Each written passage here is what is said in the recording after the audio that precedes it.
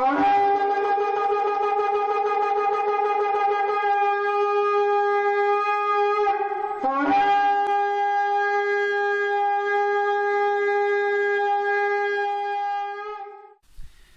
имя Отца и Сына и Святого Духа. Аминь. Дорогие братья и сестры, дорогие друзья, мы рады приветствовать вас на видеоканале «Трезвый Батя». И сегодня наш разговор пойдет об искусстве. Причем об искусстве национальном, об искусстве народном. В каждой земле, в каждом народе есть свои традиционные ремесла. Например, в Великобритании делают красные телефонные будки. И все знают, что в Лондоне есть красные телефонные будки, красные автобусы, и этим, собственно, Лондон и запоминается для всех. Вот. Но про Горный Алтай известно не так много, и сегодня мы немножко попробуем вот это вот белое пятно, значит, осветить и прояснить. Коренным населением Горного Алтая являются племена алтайцев. Это и тубалары, и челканцы, и лебединцы, алтайкижи, теленгиты. Вот, все эти народы, которые принадлежат частично к лесной, а частично к кочевой культуре. И вот среди кочевых народов распространено с древних времен искусство войлока. Мы прекрасно знаем, что из войлока делают и жилища, как, например, юрты у казахов, делают многочисленные предметы одежды, делают кошму, то есть ковры, да, так вот скажем, и предметы конской сбруи, конской упряжи.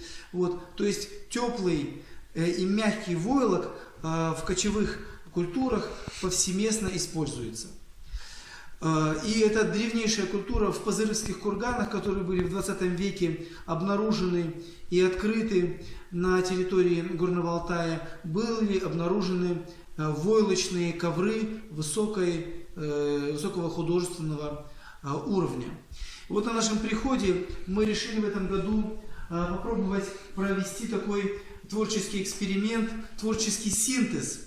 Для того, чтобы изготовить церковные знамена, и они называются еще хоругви, мы использовали древнюю культуру войлока, и также здесь изображен, значит, на этих хоругвях изображены иконы наших горно-алтайских святых. Это именно преподобного Макария Алтайского, Глухарева и святителя Макария Алтайского Невского. Это два человека, которые сюда прибыли в XIX веке, которые проповедовали Слово Божие в Горном Алтае. И мы подумали, что заслуженно и правильно, если представители коренного народа, алтайские христиане, потрудятся и создадут хоругви с изображением алтайских святых. А теперь я хотел бы передать слово нашей прихожанке Успенского прихода села Шабалино, мастеру национальных народных промыслов Анне Николаевне Ляминой. Ну, на самом деле мы этим занимаемся уже 5-й год. Но вот в какой-то момент наступил такое, знаете, чувство благодарности первым апостолам, и мы решили все-таки сделать и использовать все наши наработки, все наши творческий потенциал вот в эту сторону. И хотелось все-таки использовать все наши традиции. То есть на первом хоругве с Макарием Алтайским Глухаревым мы видим орнамент, который называется «Щедрость и изобилие». Я вот глубоко убеждена, что этот человек, когда проповедовал на Алтае, он выложился на все 100. Щедрости, наверное, била ключом все свидетельства об этом. И мы решили вот использовать вот это хулдя именно таким образом. А на вторые хоругви мы все-таки сделали, немного модернизировали, и тот же хулдя использовали уже как в виде такого храма. Да, изображение храма. Да, с изображением храма, но модернизировано под нашу уже так.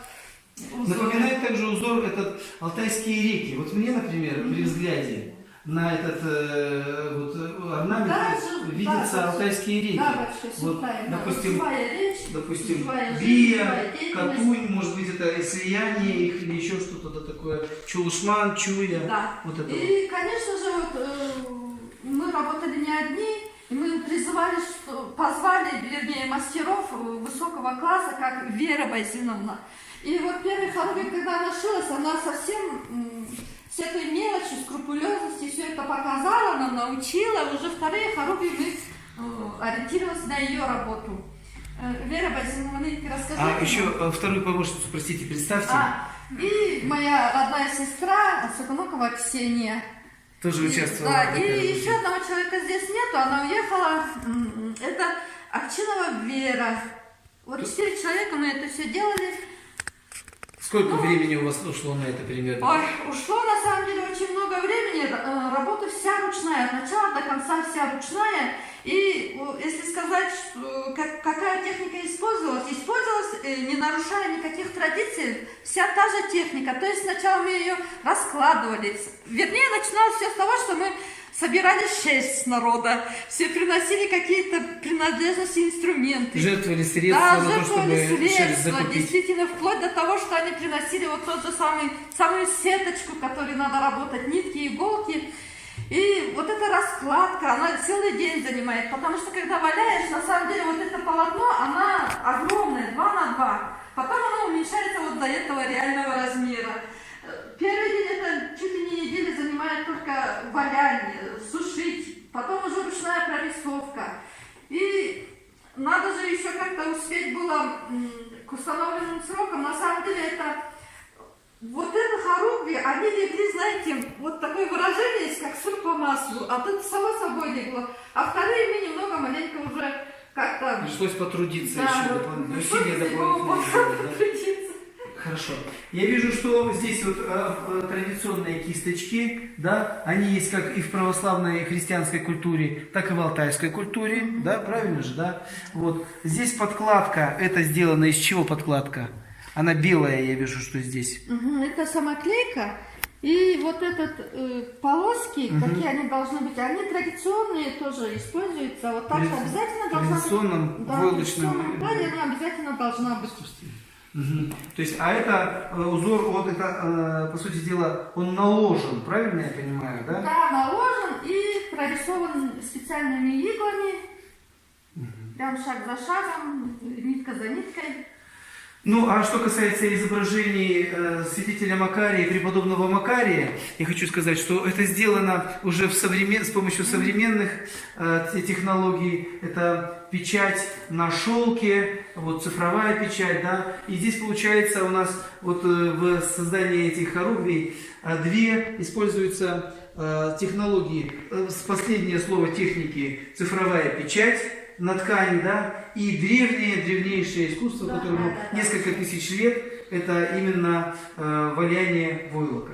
Вот, батюшка, вот смотрите, на самом деле у алтайцев, да, войлок, она как бы войлочная покрывало, она как бы считается таким дорогим подарком на свадьбу. Почему? Потому что когда ты валяешь, отдаешь, вот смотрите, свадебное покрывало, допустим. Да.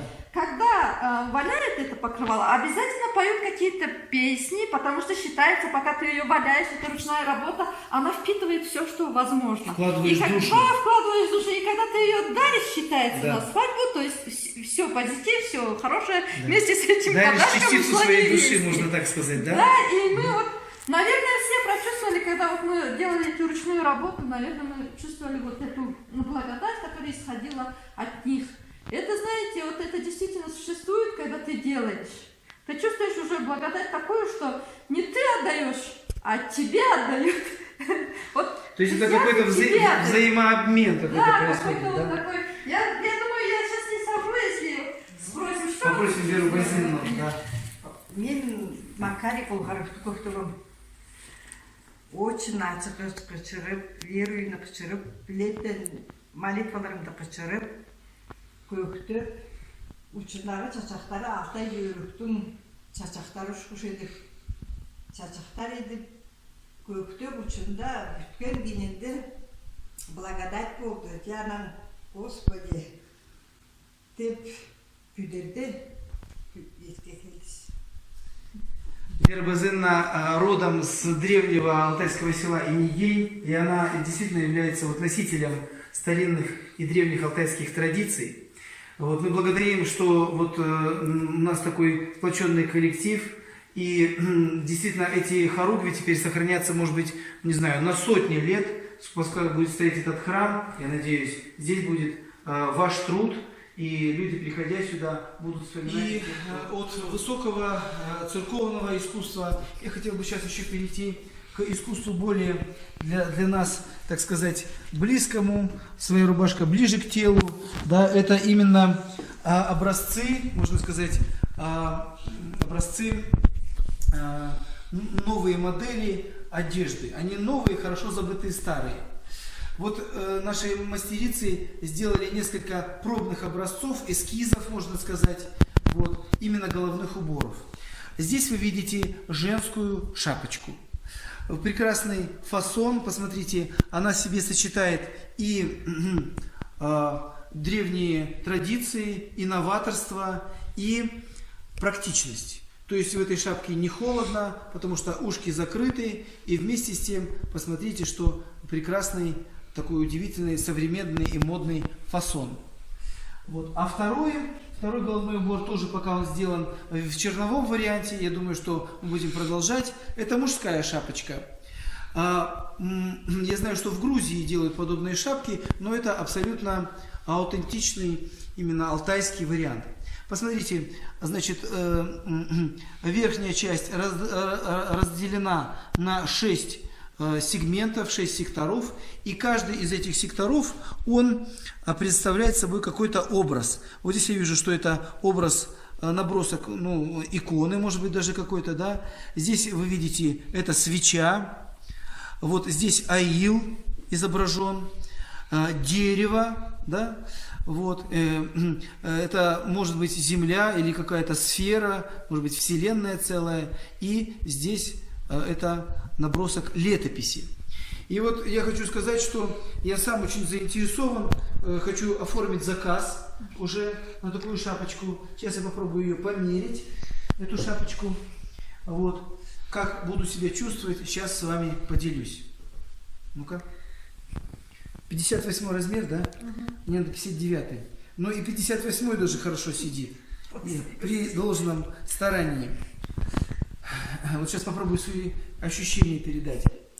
Чувствую себя хорошо, мысли хорошие, вот, в голове тепло, и чувствуешь себя очень уверенно. Хочется жить и работать.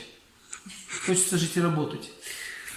И я надеюсь, что мы организуем целый, может быть, ну, как сказать, поставим на поток производства таких шапочек, и желающие смогут приезжать к нам в Шабалино или обращаться по электронной почте, чтобы такие шапочки можно было приобрести. Это молитвенные православные шапочки. Мы еще проработаем узор, будет очень хорошо. Ну что же, я вместе с вами мы побывали сегодня и прикоснулись к древнему искусству войлока, которое может быть использовано и в церковном обиходе, да, и в бытовом, собственно говоря, обиходе. Вот. И вы видите прекрасно, как древнее искусство помогает человеку и жить, да, и трезво мыслить, вот, и молиться, и Бога прославлять.